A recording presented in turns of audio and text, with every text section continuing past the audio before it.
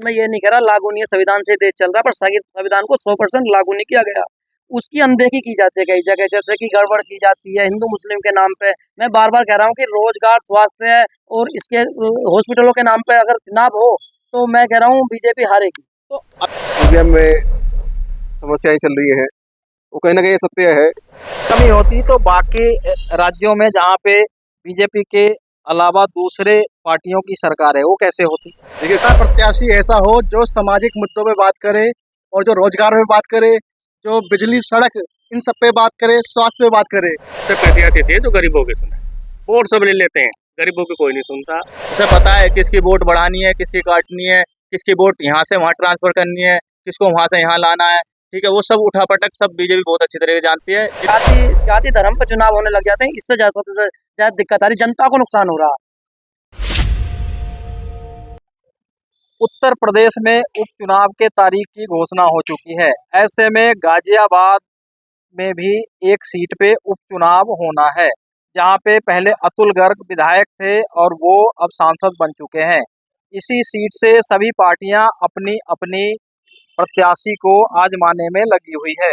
अभी हम पहुंचे हैं गाजियाबाद के विजयनगर क्षेत्र में, डॉक्टर भीमराव अंबेडकर पार्क है। मेरे पीछे आप देख सकते हैं कि डॉक्टर साहब की कितनी बड़ी मूर्ति लगी है, जिनके हाथ में संविधान है, जिस संविधान को लेकर सभी पार्टियां विधानसभा से लेकर लोकसभा तक अपने मुद्दे संविधान के दायरे में रखना चाहती है। कहती है कि संविधान ही के तहत देश चलेगा।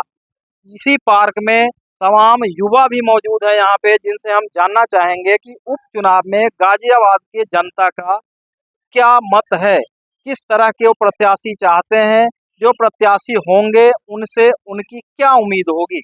इस तमाम बात को करने के लिए हम जनता जनार्दन से सीधा रुख करते हैं। आपका क्या नाम है? मेरा नाम आनंद है। उपचुनाव आ गया है, सभी पार्टियां अपनी अपनी प्रत्याशी उतार चुकी है। ऐसे में आप लोग किस तरह के प्रत्याशी चाहते हैं, उससे क्या आपकी उम्मीदें हैं, किस तरह के काम करने वाला हो प्रत्याशी, उसके बारे में आप बताइए। प्रत्याशी हमें सबसे पहले तो ऐसा चाहिए तो 24 घंटे जनता के बीच में रहे, जनता की आवाज को उठाए, जनता के हक अधिकार के लिए अपना सीना तान के अधिकारियों से लड़ सके, उनकी जो समस्याएं हैं जनता की या पीड़ित है उसको न्याय दिला सके। तो ये तो उपचुनाव है, इससे पहले यहाँ के विधायक थे जिनकी खाली सीट पे उपचुनाव है। तो पहले जो विधायक थे, क्या वो 24 घंटे जनता के बीच नहीं रहते थे, जनता की समस्या नहीं सुनते थे? नहीं सुनते थे। वो अपना विधायक बन गए, एसीओ में लेटे हैं, उन्होंने जनता के बीच में आके देखा नहीं विधायक बनने के बाद। उसके बाद भी वो कई बार विधायक रहे और अब फिर सांसद भी चुने जा चुके हैं। इतना करने के बाद भी कैसे फिर जीत के चले जाते हैं? देखिए, आपको जानकारी में होगा, पिछले 2000 लगभग 14 से ईवीएम में समस्याएं चल रही हैं, वो कहीं ना कहीं ये सत्य है। कुछ ऐसी विधानसभाएं रही हैं जहाँ पे बीजेपी का कोई भी सपोर्टर नहीं है, वहाँ पे इनकी विधायक जीत जाते हैं, प्रत्याशी जीत जाते हैं, तो कहीं ना कहीं कमी रही है ईवीएम की तरफ से।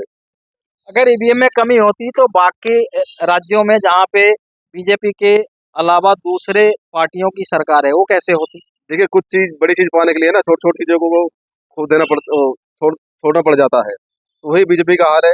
कई छोटे राज्य हैं उनको अपना नॉर्मल करा दिया, तो उनका टारगेट रहा ये अपना लोकसभा चुनाव। फिर आप लोग अपना विधायक कैसा चाहते हैं? हम अपना विधायक ऐसा चाहते हैं जो इस क्षेत्र की समस्याओं को सुने, यहाँ के ट्रैफिक को लेके, यहाँ की सड़क नालियों को लेके, यहाँ के युवाओं को रोजगार के लिए चाहे मदद करे उनकी, ऐसा प्रत्याशी चाहते हैं। जैसे अभी हाल ही में रवि गौतम जी हैं, वो अच्छा काफी समय से लगभग 15 साल हो गए उनको जनता के पीछे मेहनत करते हुए, और हर आपको पीड़ित के साथ खड़े मिलेंगे, जिसकी समस्या है उसके साथ मिलेंगे 24 घंटे। तो हमें ऐसा प्रत्याशी चाहिए, पढ़ा लिखा। क्या देखिए, आपने इनको सुना, ये कह रहे हैं जो पहले हमारे विधायक रहे हैं वो जनता की समस्या नहीं सुनते थे, जनता के बीच नहीं रहते थे। अब किस तरह के आप लोग प्रत्याशी चाहते हैं? देखिए, हमारा प्रत्याशी ऐसा हो जो सामाजिक मुद्दों पे बात करे और जो रोजगार पे बात करे, जो बिजली, सड़क, इन सब पे बात करे, स्वास्थ्य पे बात करे। यहाँ लाइन पार क्षेत्र में इतनी समस्या है, पानी की समस्या है, आए दिन यहाँ सड़कों की समस्या है। जो NH-24 जो बना दिया है, ये जो आपका जो बागु क्षेत्र है, ये लाइन पार क्षेत्र से इतना ऊंचा बना दिया कि यहाँ लोगों को निकलने की समस्या हो रही है। फुट ओवर ब्रिज नहीं है एक भी लाइन पार क्षेत्र पे। जो वहाँ से जो लड़के जो स्कूल पढ़ने आती है वो आए एक्सीडेंट में मारी जाती है। ऐसी कई समस्या है। ऐसी यहाँ लालबाग क्षेत्र में इतनी समस्याएं हो रही है। यहाँ पर चाहे आप बरसातों में देख लो, लाए लगते हैं यहाँ पर खेतों में पानी भर जाता है, कोई निकास नहीं है। एम्बुलेंस गाड़ी, अगर कोई इमरजेंसी होती है तो एम्बुलेंस गाड़ी अंदर क्षेत्र तक आ नहीं सकती है। ऐसी कई समस्या है कि मैं आपको गिनवा नहीं पाऊंगा इस एरिया में। तमाम समस्याओं के बावजूद लगातार एक विधायक जीतते रहे हैं, बाद में वो सांसद भी बन चुके हैं। आखिर जब इतनी समस्याएं थी, जनता की सुनते नहीं थी, फिर वो जीत कैसे जाते हैं? वो तो पब्लिक ने निर्णय लिया था कि कुछ काम करा कि नहीं करा, वो तो बनने के बाद ही पता लगता है ना कि कौन कितना काम कर रहा है और किस मुद्दे पे काम किया है। एक बार तो विधायक रही नहीं है, पहली बार अगर काम नहीं किया तो दूसरी बार भी जीते, फिर उसका सांसद भी बन गए। तो सबने अपने अपना पेट भरा है और कोई सामाजिक मुद्दे को लेकर जाता है तो कोई किसी की सुनता नहीं है। घर पर आराम से एसी में लेटे हैं और हम तो संविधान के दायरे में रहने वाले लोग हैं और संविधान को मानते हैं। तो हम तो यही मानते हैं कि संविधान को लेकर जो है प्रोस्पेक्टस, उसको लेकर जो काम होते हैं उस पर काम करा जाए। जैसे कि एजुकेशन को लेकर और बाकी का बिजली वगैरह, पानी वगैरह, इन सब को लेकर। और जैसे मैं गाजियाबाद की बात करूँ तो एक ही गवर्नमेंट कॉलेज है एमएमएच। इसका इसके अलावा भी और नए कॉलेज बनाए जाएं तो ऐसे ऐसे कामों पर मुद्दा मतलब काम करा जाए। मैं तो यही बोलूँगा। और दूसरा ये कि हम युवा हैं तो इस बार मौका दिया जाए विधायक बनने के लिए, तो युवा को मौका दिया जाए। आप आपकी जब उपचुनाव है, हर पार्टियों के जो प्रत्याशी हैं वो आपके पास आएंगे, तो आप लोग अपने अपने मुद्दे रखेंगे उनके साथ? हाँ बिल्कुल रखेंगे, मुद्दे रखेंगे, बिल्कुल रखेंगे और बताएंगे कि क्या करना है क्या नहीं। आप कैसे ये सुनिश्चित करेंगे कि जो जीतने वाला विधायक होगा वो हमारे बीच आएगा, वापस हमारी समस्याएं सुनेगा? जैसे कि मैं बात करूँ, एक रवि भैया हैं, रवि रवि गौतम एडवोकेट।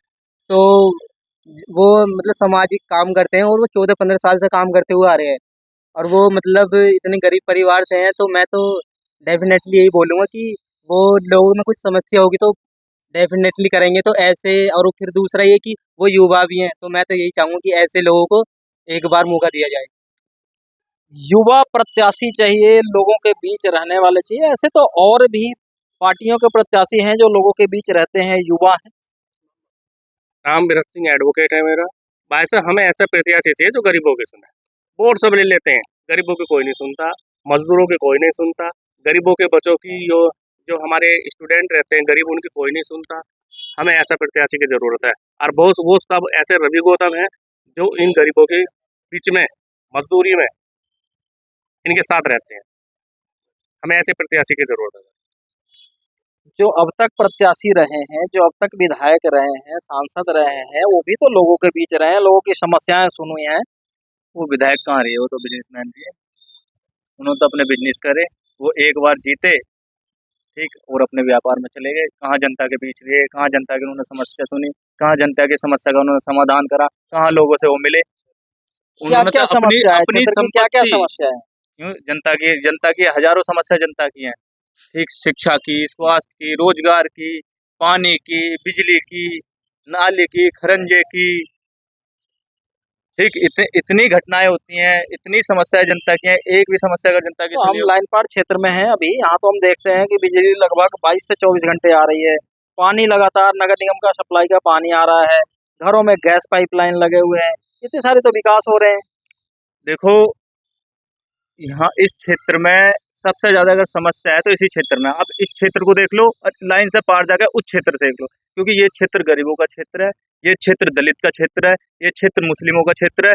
जो उधर क्षेत्र है वो रईसों का क्षेत्र है। कहते जो हैं कि विधायक लाइन होते हैं पार क्षेत्र वो जो उस है, पार के होते हैं, उस कहते पार हैं के होते हैं। गाजियाबाद सदर का जो विधायक होता है उसको लाइन पार क्षेत्र ही तय करता है। लाइन पार क्षेत्र, विजयनगर क्षेत्र और इनको लेकर के ही उनकी जीत सुनिश्चित होती है। ऐसे में कई बार से वो विधायक रहे, फिर सांसद भी बने, तो वो लगातार फिर जीतते कैसे हैं अगर इतनी समस्याएं हैं तो? देखो, वो तो उन्हें पता है वो जीतते कैसे हैं, पर जनता में आप जाकर पूछ लो, घर घर चले जाओ, उनका सर्वे करो कि उन्होंने क्या काम करा, जनता आपको जवाब देगी। ठीक, और दूसरी चीज कि वो जो लड़ते हैं वो बीजेपी से लड़ते हैं। आज के टाइम पे केंद्र में और राज्य में बीजेपी की सरकार है और बीजेपी साम दाम दंड भेद सब लगा देती है। ठीक, उसे पता है किसकी वोट बढ़ानी है, किसकी काटनी है, किसकी वोट यहाँ से वहाँ ट्रांसफर करनी है, किसको वहाँ से यहाँ लाना है। ठीक है, वो सब उठापटक सब बीजेपी बहुत अच्छी तरह से जानती है, जिस कारण उन्हें जिता के ले जाती है। पर जो जो गरीब है, जो दलित है, जो मुस्लिम है, ठीक, उस क्षेत्र के जो वोट क्या नाम है, उस क्षेत्र में ना तो ये आते हैं, ना काम करते हैं, ना कुछ, ये सोसाइटियों में जाते हैं, अपना काम करते हैं, अपना वो करते हैं, ठीक। बीजेपी अपना साम दाम दंड भेद सब लगा देती है जीत के लिए, तो बाकी जो पार्टियां हैं वो क्यों नहीं लगा पाती है? और बीजेपी के जो अभी विधायक सांसद रहे हैं या जो वर्तमान में रहे हैं, अगर उन्होंने काम नहीं किया है, जनता की नहीं सुनी, तो कैसे लगातार जीतते रहे? देखो जी, मेरा मानना, जो मैं देख रहा हूँ बहुत दिनों से, ये अ, एक को चुनाव को रोजगार, स्वास्थ्य, इस पे नहीं लड़ा जा रहा है। हिंदू मुस्लिम इस तरह का चुनाव हो रहे हैं, तो हिंदू मुस्लिम के नाम पे लोग अ, एक तरफा हो जाते हैं कि हिंदू एक तरफ, मुस्लिम एक तरफ। रोजगार, स्वास्थ्य, इस चीज पे काम हो और इन पे काम हो, तो मैं कहता हूँ कि दूसरी पार्टी जीतेगी। तो मेरा मानना है कि जाति जाति धर्म पे चुनाव होने लग जाते हैं, इससे सबसे ज्यादा दिक्कत आ रही, जनता को नुकसान हो रहा है। बाबा साहब का संविधान है, बाबा साहब के संविधान को हम मानते हैं, उनसे हमें मौलिक अधिकार मिले। संविधान को भी मुझे लगता है 100% अगर लागू करें तो लोगों की समस्या अपने आप खत्म हो जाए। देश तो संविधान से ही चल रहा है, संविधान तो लागू ही है। और जो वर्तमान सरकार है वो भी तो इतने सारे विकास कर रही है, तरह तरह की जो है जनता के लिए योजनाएं ला रही है। सर, मैं ये नहीं कह रहा लागू नहीं है, संविधान से देश चल रहा है, पर संविधान को 100% लागू नहीं किया गया। उसकी अनदेखी की जाती है कई जगह, जैसे कि गड़बड़ की जाती है हिंदू मुस्लिम के नाम पे। मैं बार बार कह रहा हूँ कि रोजगार, स्वास्थ्य और इसके हॉस्पिटलों के नाम पे अगर चुनाव हो, तो मैं कह रहा हूँ बीजेपी हारेगी। तो अब इस बार जो आप वोट करेंगे वो किन मुद्दों पे करेंगे और कैसे प्रत्याशी के लिए करेंगे? हम संघर्ष को वोट करना चाह रहे हैं। हम जो अपने दिल की अपनी निजी राय बताओ, हम संघर्ष को, जो जो समाज के लिए और हमारे लिए संघर्ष करें, संघर्ष को वोट करेंगे इस बार हम। तो आपने देखा, ये थी हमारे साथ जनता और ये थे जनता के राय। जनता ने सबने अपनी अपनी राय रखी और आगे आने वाला समय बताएगा कि कौन सा प्रत्याशी कितने से जीत कर आगे जो गाजियाबाद की जनता है किस प्रत्याशी को अपना सरताज पहनाती है और विधानसभा भेजती है। पब्लिक रिपोर्टर के लिए रत्नेश सिंह, गाजियाबाद।